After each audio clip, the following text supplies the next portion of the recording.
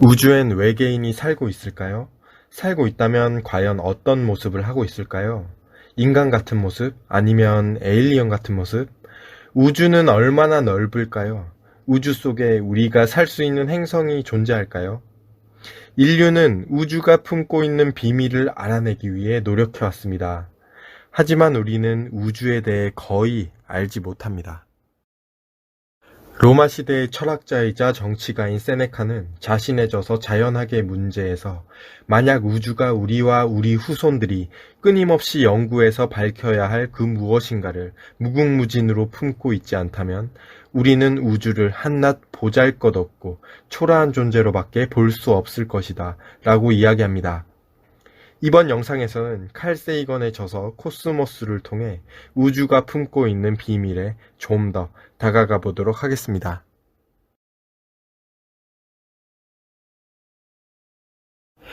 인간은 영원 무한한 존재인 우주에 비하면 하나의 작은 점에 불과한 지구에서 살아가고 있으며 인간사에서 일어나는 수많은 일들은 우주적 관점에서 지극히 하찮고 자질구레한 것으로 볼 수 있습니다. 하지만 인류는 호기심이 충만하여 광활하고 위대한 우주의 비밀을 풀어내기 위해 노력하고 있죠.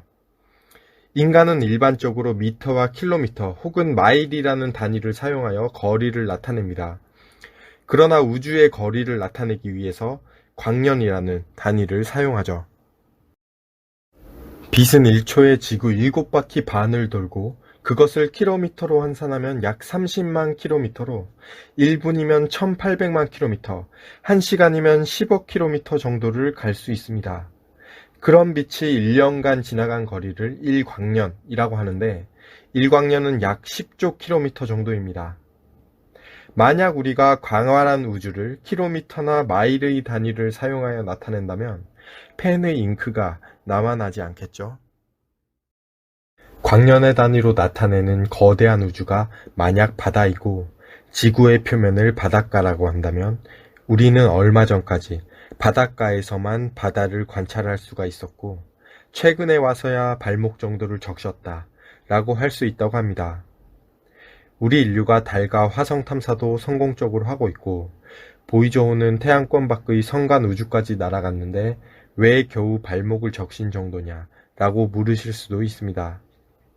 하지만 지구에서 성간 우주까지의 거리는 약 1억 9천 킬로미터로 이 정도 거리라면 태양빛이 11분 이내로 도착할 수 있는 우주에게는 별것 아닌 거리이기 때문입니다. 또 우주에는 은하가 1000억 개 정도 존재하고 은하 속에는 저마다 별이 1000억 개 정도 있습니다. 즉 우주에 1000억 개 곱하기 1000억 개, 그러니까 100회 개 정도의 별이 있고 그 별들 중 하나인 태양 근처에 우리가 살고 있는 것이죠. 태양이 아닌 나머지 별들 중 적어도 한 곳에는 어떤 형태로든 생명체가 살고 있지 않을까요? 그리고 언젠가는 그들과 만날 수 있지 않을까요?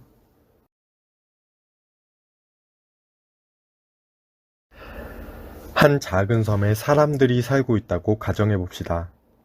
외부와의 교류가 없었던 그 사람들은 자신들이 세상에 존재하는 유일한 인간이라고 생각할 것입니다. 그러나 시간이 흘러 튼튼한 배를 발명하고 모험을 좋아하는 누군가가 배를 타고 나가 미지의 섬과 새로운 사람들을 발견한다면 그들이 가졌던 생각과 믿음은 바뀔 것이며 새로운 땅에서 새로운 삶을 살게 되는 사람도 나타날 것입니다. 역사를 잠시 살펴보겠습니다. 하나의 땅으로 연결된 아시아와 유럽 그리고 아프리카는 단순히 두 다리만으로 발견해낼 수 있었습니다. 그때까지 우리는 지구의 모양을 평면이라고 믿는 지구 평면설과 지구가 우주의 중심이라고 믿는 천동설을 굳게 믿고 있었으며 그것을 반박하는 사람은 없었습니다. 그러나 선박을 제조하는 기술과 항해술이 발전하고 관련된 연구들이 진행되며 콜럼버스는 세상의 끝은 존재하지 않을 것이다 라는 자신의 믿음을 증명하고자 인도 반대편으로 배를 몰았고 신대륙 아메리카를 발견할 수 있었습니다. 물론 신대륙에 살고 있던 사람들을 인도 사람으로 착각하여 인디언이라고 부르는 실수를 하긴 했지만요.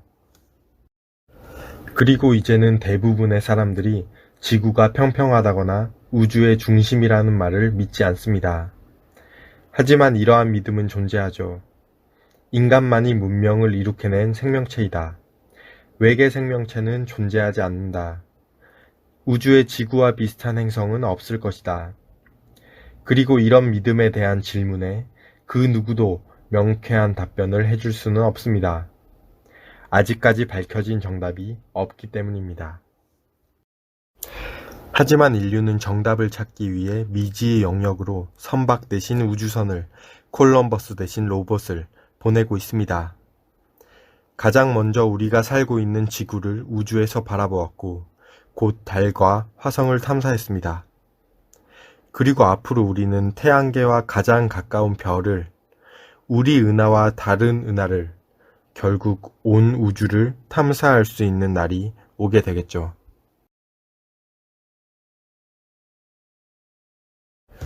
우리는 매 초마다 태양과 같은 별들이 수천여 개씩 태어나고 시간여행을 가능케 해줄 것이라 생각되는 블랙홀과 그 블랙홀이 만들어내는 퀘이사와 같은 무시무시한 발광체가 있는 신비롭고 경이로운 우주에 살고 있습니다. 그리고 인류의 보금자리인 지구에서 과학이라는 도구를 통해 우리의 지식을 조금씩 넓혀나가고 있습니다. 우리가 우주를 끊임없이 연구하고 탐험해야 하는 이유를 다음과 같은 질문에 답을 하며 찾아낼 수 있을 것입니다. 만약 과거의 인간이 저곳에는, 저 너머에는 무엇이 있을까? 라는 질문을 던지지 않았다면 지금의 우리는 어떤 삶을 살고 있을까? 즐거운 나의 집 서재에서의 5분 독서였습니다.